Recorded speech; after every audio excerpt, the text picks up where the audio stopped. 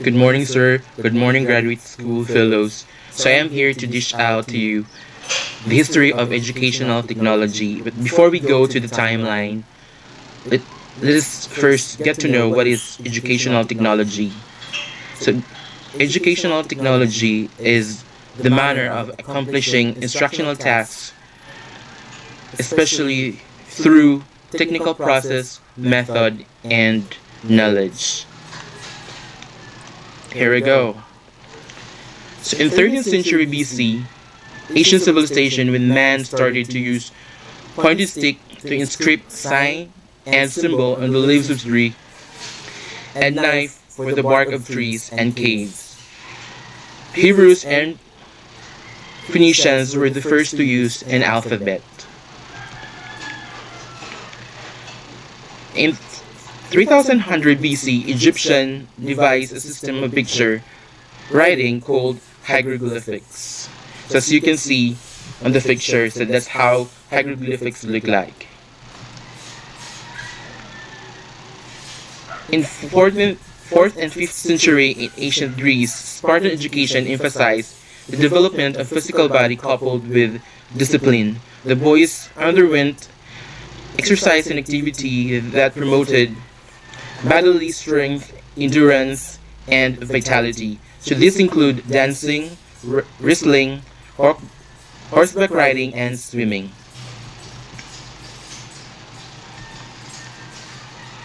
During medieval era, the establishment of medieval university was an important milestone in educational development. So the aim of their education was search for knowledge and application of scientific facts to their daily lives. Authorities agree that modern times began with movement known as Age of Renaissance or Reawakening. So this period has three main lines of concern. So first, intellectual, to which education belongs, aesthetic, and scientific.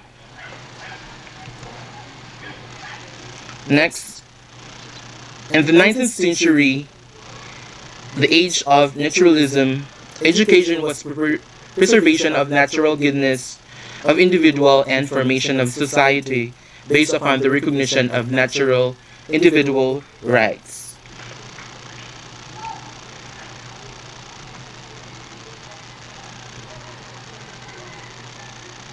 And also, in 1901 and 1935, the development of effective educational technology, including the production of books, the use of blackboards, and improvement of writing implements like ink and pen.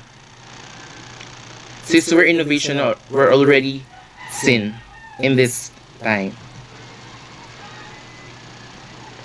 And in 2002, at present, most schools have already adopted the computerization of records, entrance procedure, and all over aspect of administration and supervision. And it's also educational television in the Philippines begins. So, di na nagsugod ang ATV programs ng ABS-CBN through their sister station, Knowledge Channel. So naipa salida ang atong mga siniskwela, matinik, apple. So amin siya nga time. Thank you for listening. According to Malcolm Forbes, education's purpose is to replace an empty mind with an open one. Good day, everyone. My name is Angel A. Gagliarde, and I am tasked to share about 2002 Basic Education Curriculum. So today, we will tackle about first is knowing the curriculum, parameters of basic education, and features of basic education. So first, let's start about knowing the curriculum. The EFA 2015 Plan of Action, first is Education for All, UNESCO program, and the 1987 Philippine Constitution affirms that education is a birthright of all Filipinos. This means that education should be available to all Filipinos, whatever their ages, creed, abilities, social and economic status. Educating all Filipinos is a very great challenge to our educational system. As a teacher, you or we are partly responsible for addressing this educational challenge. Vision and mission of basic education curriculum. Vision. The Department of Education envisions every learner to be functionally literate, equipped with life skills, appreciative with arts and sports, imbued with the desirable values of a person who is makabayan, makatao, makakalikasan, at makadiyos. The basic education curriculum mission is to provide quality basic education that is equitably accessible to all and lays the foundation of lifelong learning in services for the common good. Next, we will talk about the parameters of basic education curriculum. The demands of learning environment, the society, and the Filipino learner define the parameters that govern the elements of the curriculum. These elements include first is objectives, content, materials, teaching learning process, and evaluation. Now, let us talk about the objectives in basic education curriculum. It expressed in terms of competencies in knowledge, skills, and attitudes. This determine the content which focuses on the processes and skills of learning, how to learn rather than on the content coverage of facts and information. Next, content. It delivered using a variety of media and resources. So that means from traditional using of textbooks resources, teachers are now encouraged to use informations and communications technology and community resources. Content is contextualized so that the curriculum is adjusted to the station and local culture. Next thing, we will talk about material. The use of multi-sensory material is encouraged in teaching. So since we are encouraged to use multi-sensory materials, so that means we are encouraged to use real objects, tri-dimensional models, audio visuals, and real-life situations are effective tools in delivery of teaching learning process. In this method or in this way, the use of local or community resources as well as technology-driven support materials are utilized in the learning environment. Okay, so now let's talk about teaching learning process. At this point, we consider learners as active partners rather than objects of teaching. So this means that the learners at this time are contractors of meaning, while we teachers will act as facilitators and managers of learning. At this point, let us learn about the salient features of the 2002 Basic Education Curriculum, which was being implemented during that time in all basic education schools of the country.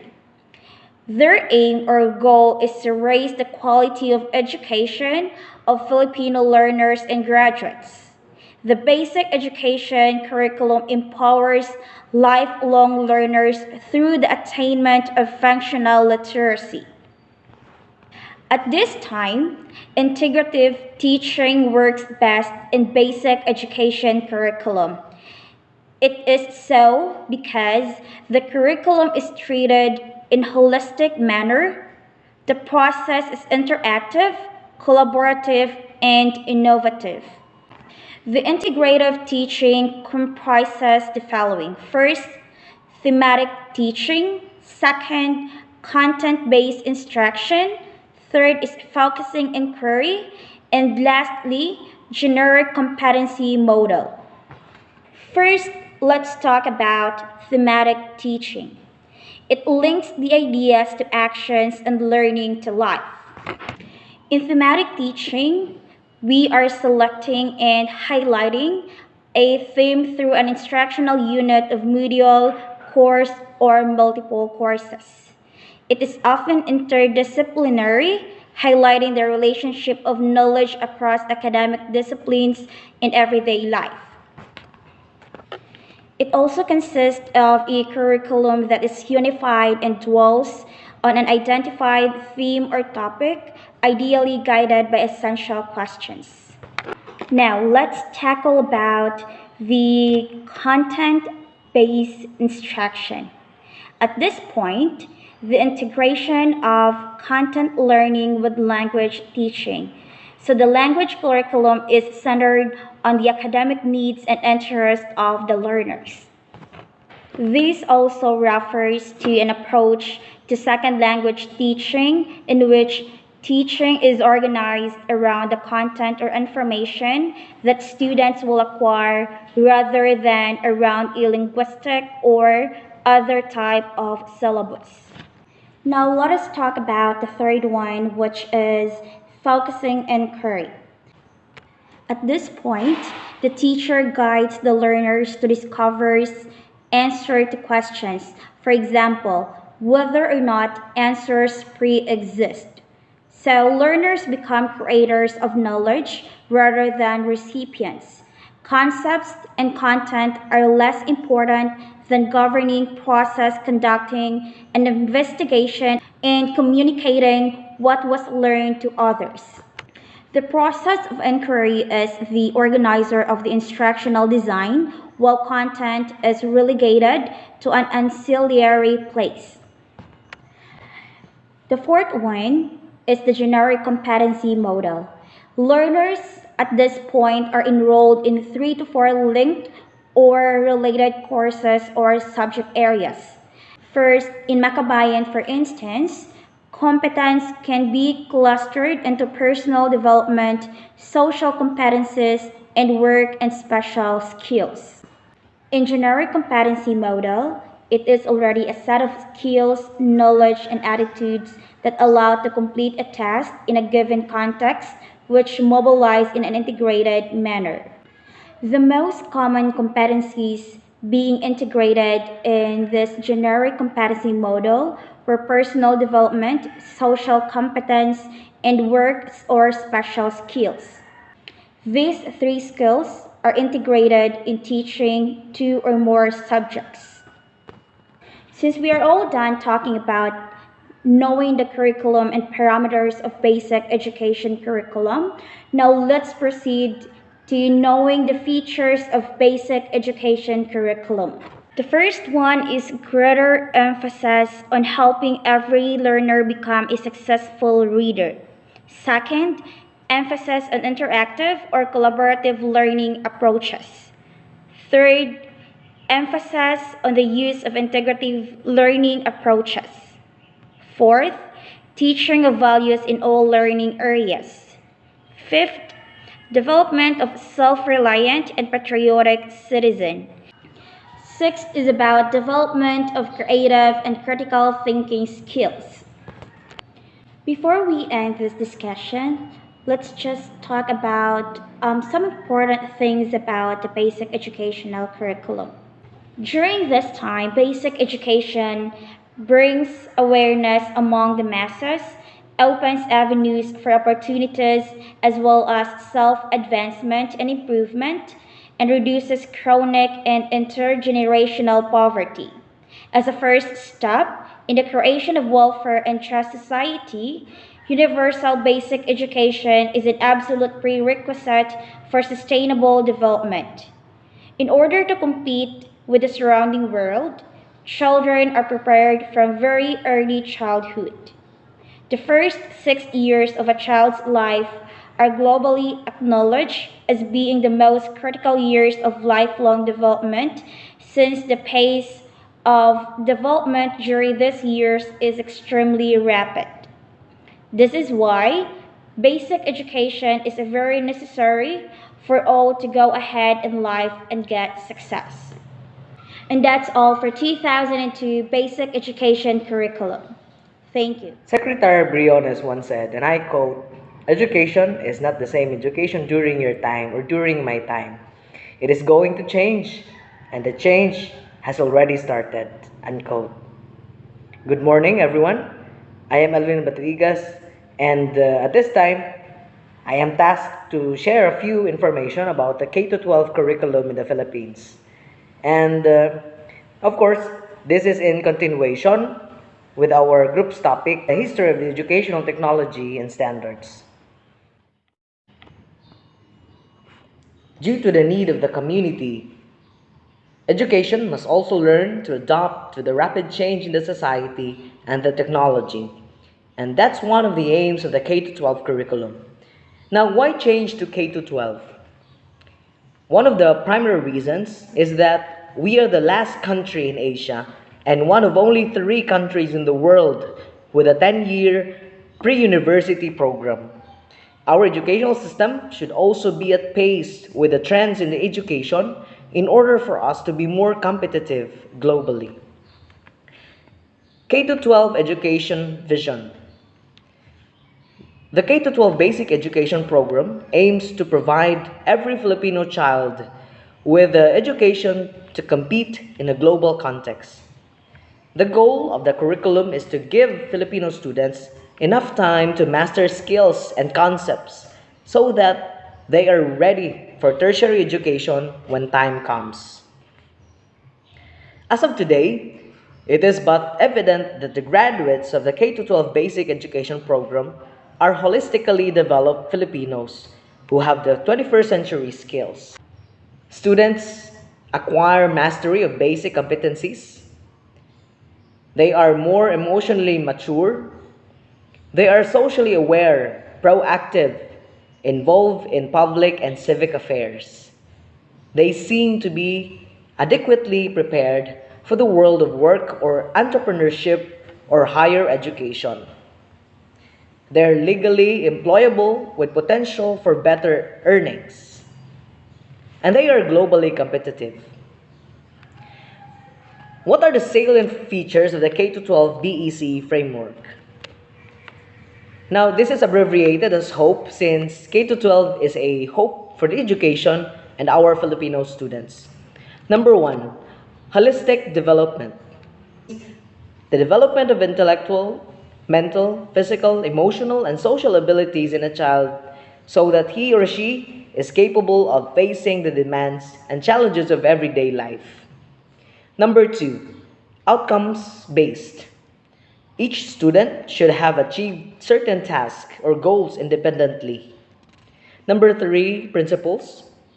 The foundation of the K-12 is inclusive education, from child to youth development, teaching and learning, and the assessment. Lastly, ensures learner-centered pedagogical approaches. Learner-centered pedagogy views learners as active participants in their own learning, with their education shaped by their interest, prior knowledge, and active investigation. The imperative for K-12. The reason why K-12 is important and needed by the times, it's because, number 1, it decongests the curriculum, meaning it lightens the student's load in order to improve mastery of basic competencies. Number 2, ensures seamless of competencies. Because each level in education has to follow standards for a smooth transition from elementary, secondary, to tertiary education. Number 3, improve teaching with a variety of approaches and strategies to be used in teaching learning process. And number 4, expand job opportunity by reducing job skills mismatch. Here are some features of the K-12 Basic Curriculum. Vertical continuum and horizontal articulation of competencies. Using mother tongue as medium of instruction. Spiral progression in science and math for smooth transition of topic. And MAPE is taught from grade 1 onwards. Now here are the main features of K-12. Research-based, decongested, enhanced, viewing-related, informational, employment-ready, community-related, elective-rich, multilingual, and spiral. Now, let's tackle the spiral approach. The spiral approach is a technique often used in education where the initial focus of instruction is the basic facts of a subject, with further details being introduced as learning progresses. The spiral approach is best illustrated in mathematics. In the current approach, addition, subtraction, multiplication, and division are taught separately and in sequence. Using the spiral approach, a typical lesson could go this way. For example, you will tell your students, group into five. And then you will ask them, how many pencils do we need to have if each child would have one each? And that is addition. Second example, you will say, if another group or a second set of 5 children join us, how many more pencils do we need? And that is multiplication. Now let's proceed to the comparison of the BEC and the K12 math curriculum. Most of the topics in the BEC are also in the K12, but there are additional topics such as geometry, patterns and algebra, statistics, and probability. In the K-12, there is still spiraling, but there is more emphasis on integration of topics within math and across other learning areas. The mother tongue-based multilingual education. It is used as language of instruction from kindergarten to grade 3. Now, the Filipino language or subject starts in the first sem of grade 1, while English subject or language is introduced in the second sem and will continue until grade 2. K-12 modeling, the expected output or outcomes. After their senior high, the students will have a chance to be employed or absorbed in the company where he or she is doing the on-the-job training. Enhanced variety of skills from different learning strands. More trainings for teachers and provisions of instructional materials. And lastly, gain great support from media, civil society, LGUs, private sectors, and other local community organizations. And that's all about the K-12 curriculum in the Philippines. Thank you for watching. Have a good day.